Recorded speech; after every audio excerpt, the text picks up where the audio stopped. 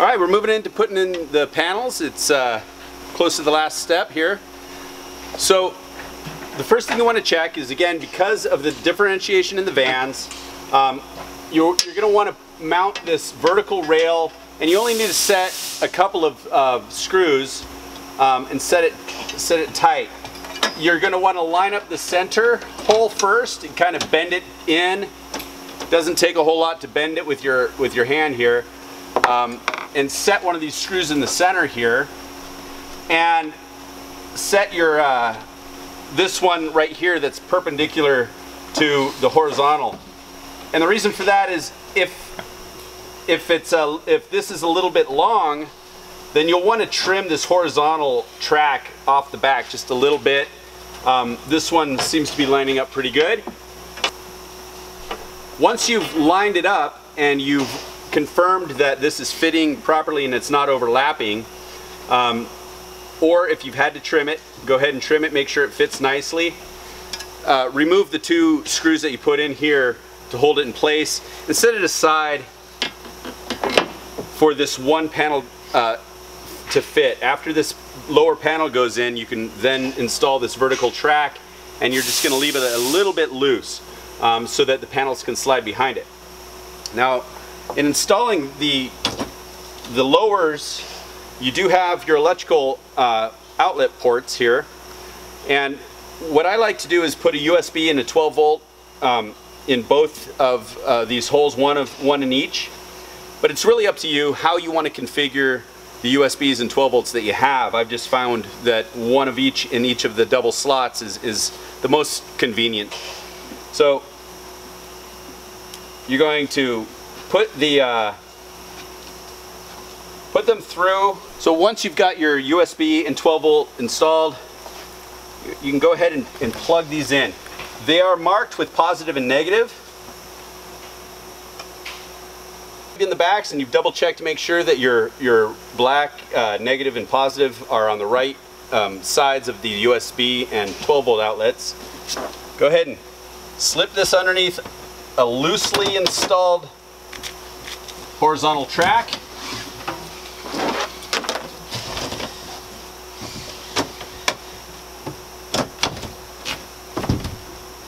Like so. When you put in the vertical track, it'll cover this little flange that's sticking out right here, and you'll know exactly how far forward it'll sit. So we'll just install this vertical track, starting with the middle. And it's important to start with the middle first, and then work your way to the ends. And when you remove the track, if you ever have to remove the track in the future, remove the ends and the middle last. Okay, so start with the middle when installing and end with the middle pulling out when you're removing. Otherwise, this will start pulling out and it'll create too much tension on the ends, and you'll have trouble backing it out. All right, now if you do not have a window up here, you're just going to move on. You're going to put your vertical track in here. You can slide this back a little bit to get it out of the way, and then push it underneath it. Remember again to set the middle screw first, then work your way down and work your way up. However, if you're going to put a window in, then you have a shroud ring that is going to be set tight. So you'll want to put that in before this track goes in. And then this space up above, before you set this track, you can pull the panel away a little bit and set your insulation in to finish out the insulation around the panel.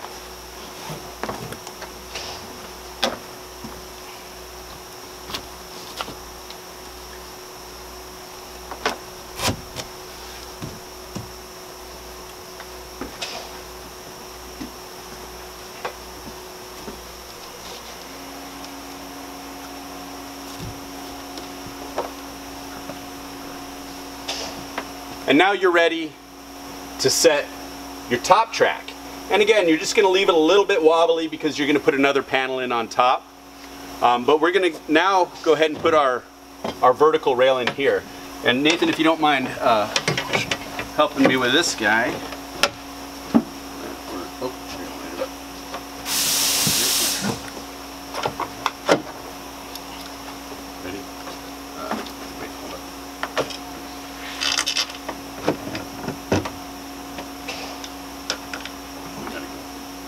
this way.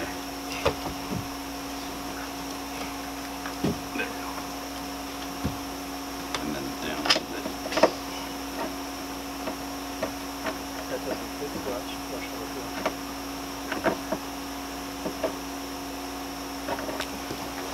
So I'll push this pedal this way a little bit. There we go.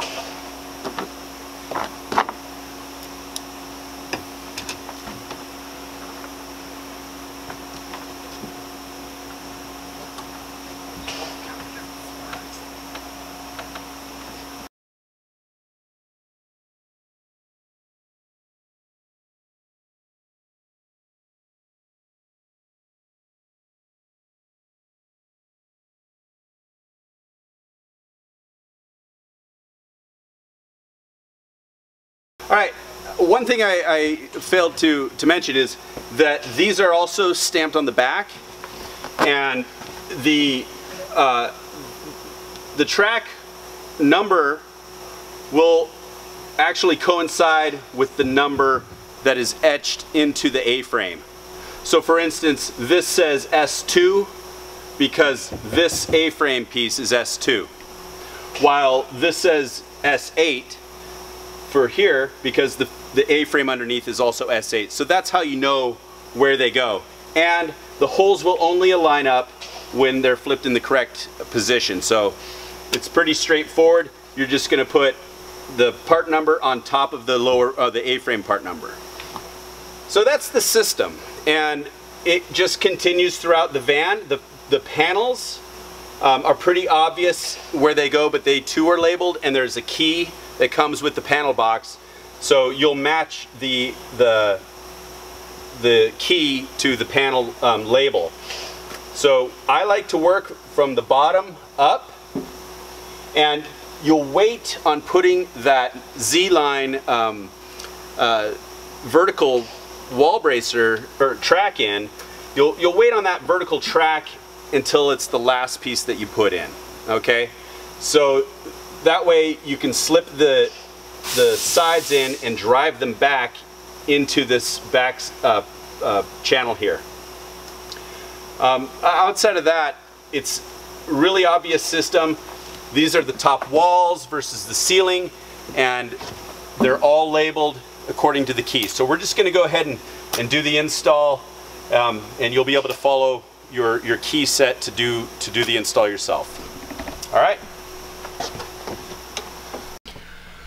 So we put the rest of the panels in. We're going to move into the ceiling, and I guess, you know, really the only thing to note, the panels all go where they show on the key. Hold off on putting the top rail in until you put the ceiling panels in. The ceiling panels slip underneath the track that you have lowered down on the ceiling, and then drive forward over the top of these vertical tracks, and then you can slip your very top corner piece in.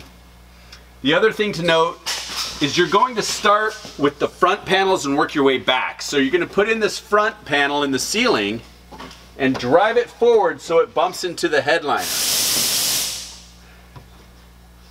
And you'll have a nice tight fit here. When you put this rear panel in, you're going to drive it forward and bump it into the front panel. So that's the note on this. This panel here, we left it a little bit loose, so when we put the slide liner in, from the back side we'll just pry it forward and bump it into the edge of the slide liner. So again, we're just sort of driving everything forward and working our way back. And the same thing goes for the center panels. And the center panels have the outlet for the lights. So we plug that in first, and Jeff over here is going to help me put this in. If you've called our customer service, you know, to talk to somebody, you've talked to Jeff. So Jeff will take the front side of this, and we'll slide it underneath this panel, and then back to meet this edge of the track, and they'll kind of both just sort of pop down and be in the flange. Make sure that you take the coil and slip it up into that bay there.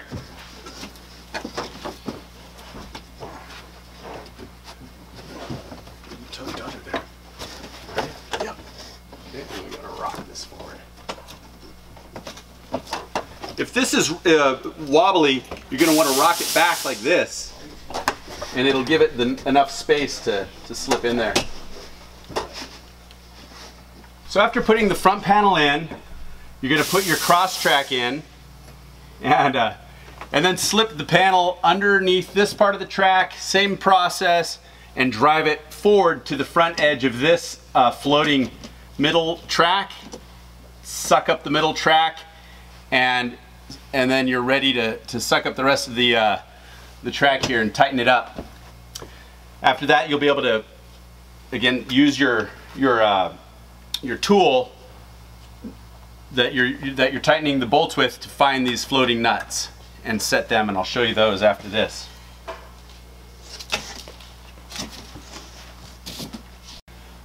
Okay, we put the center ceiling panel in. And you know, the best way to do it is to leave this track out while you're putting this panel in. You slide it in, then you can use this tool to slip it up through there and find that floating nut. And you might need to hunt for it a little bit, forward or back, depending on if this is too far forward or back.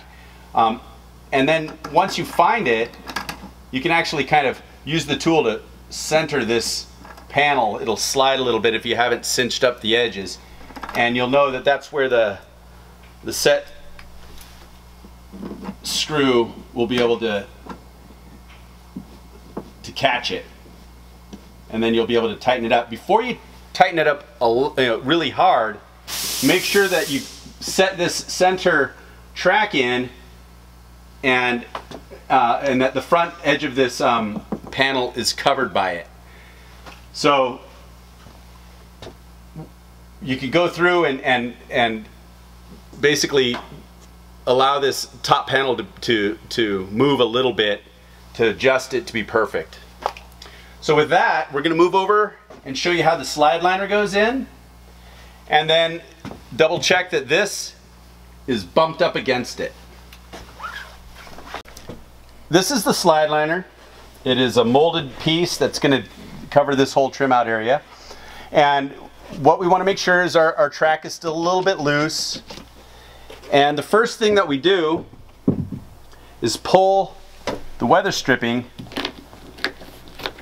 off of the door here, and I do it like this so I don't stretch it. And putting it back in, you'll want to put it in kind of from the center and work your way out. If you work your way from one end over, you'll end up with a bunch of slack on one side because it'll stretch when you're putting it in. So I remove it about a foot down from the sides. And the slide liner will slip behind the front headliner and behind our track here. There's a little lip, I'll just show you real quick. There's a little lip right here, and that's what slips behind the slide liner, or the headliner up front.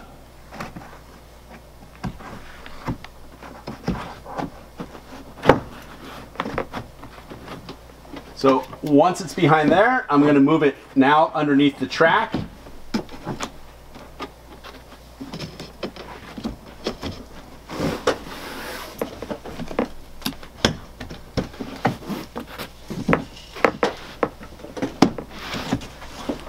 Dear God.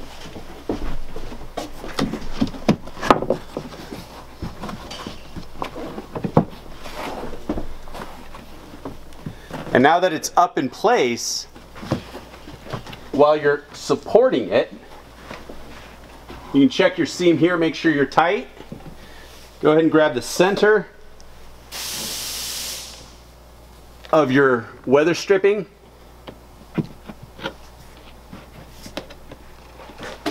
And work your way out to the corners. Oh, that was not the center.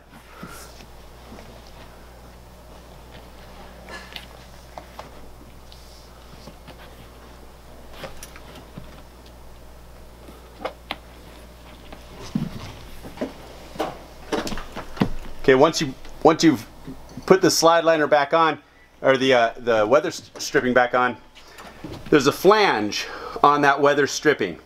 And you'll notice it's going to be a little bit hard to see because of the light, but right now the slide liner is sitting on top of the main part of the weather stripping. And if you have that flange, you actually just want to use a wedge tool to pull that over the top of it so that it's not pushing the actual weather stripping down. Okay, so from this one end, I'm just kind of going to work my way over and make sure that we're sitting on top of that weather stripping and only the loose rubber flange is visible. Okay, after we work that edge down, we'll just make sure that our loose rubber flange is laying out over the top of that slide liner, and that'll help cup the slide liner in. We want on this side to make sure we're tucked up nicely to the plane, same plane that this panel is, and we'll go ahead and put a little set screw in here. Some people, we leave it open because some people like to use a little shim back there with double-sided tape, and they press it together to not have a bolt here, or some people even put little coat hooks here. So we kind of let people have that option, but there is a set screw in the kit so that you just sort of push it up and set this. Before I set this though, I do like to take care of this gap, so we have a little bit of a gap. I move to the back of the vehicle with my pry tool, just pry this panel forward so it's nice and tight, and then I know really the height that I need to set this at. Tight? All right, we're gonna do the sliding door. Again, don't forget it. We'll put it up here. There are pre-punched holes. They should fit right where your rib nuts that you set earlier are. And it's a simple process. You're just gonna go ahead and throw your bolts up in there. Once you set two of them, I wouldn't tighten them all the way down immediately because you may need to have a little bit of slop as you set your screws. So make sure, it's kind of like the metal track, just set them, but don't crank them down until you know that all of them are in. The bottom panel works the exact same way. So I'm just gonna put a bolt through there, find my rib nut, work my way around, tighten after.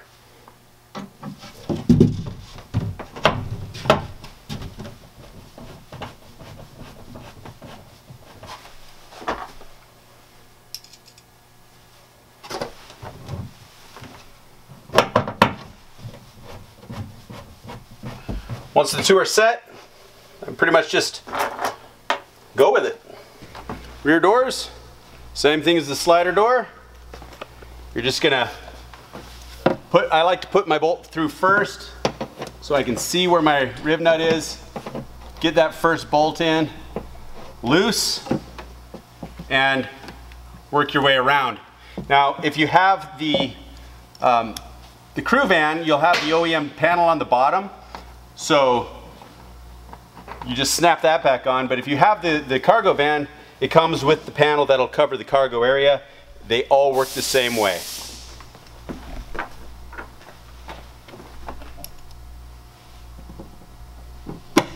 All right, with the B-pillar cover, there's a little bit of a kick out down here, and it grabs around the outside of this the B-pillar placement for the coat hook, and this groove right here slides underneath this radius of the headliner. So you basically are kind of pulling that out and sticking it up so it matches the seam all the way across. You want to check to make sure that this is pressed up against the ceiling and you get a nice fit up here, and you can kind of just sort of jam it into place. Once you get it into place, this seam is nicely aligned. Use a short set screw and a long shaft on the drill bit there to make your first screw hole, or set your first screw on the inside tab that's folded inward here. And I usually set it towards the back. The only thing you really need to focus on right here is making sure that this doesn't flare out too much. You want it set so that it's nice and perpendicular going all the way up. And I'm cheating it.